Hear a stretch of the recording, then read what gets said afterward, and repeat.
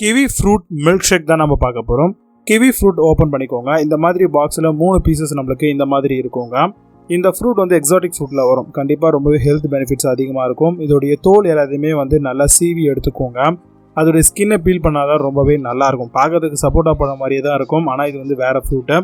இதை வந்து 4 துண்டுகளாக இந்த மாதிரி வந்து கட் பண்ணி எடுத்து வச்சுக்கோங்க. அதுக்கப்புறம் ஒரு மிக்ஸி ஜாரில் இந்த கட் பண்ண பீசஸ் எல்லாத்தையுமே வந்து ஆட் பண்ணிக்கோங்க.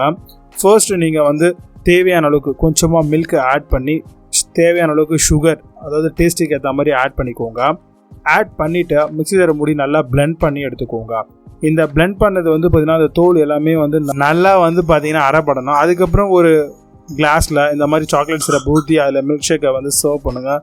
ரொம்பவே சூப்பரான சம்மருக்கு ஏற்ற மாதிரியான ஒரு டிஷ்ஷுங்க இது. கண்டிப்பாக இந்த ரெசிபியை ட்ரை பண்ணுங்கள், செம்மையாக இருக்கும். ஹெல்த் பெனிஃபிட்ஸ் ரொம்பவே அதிகம்.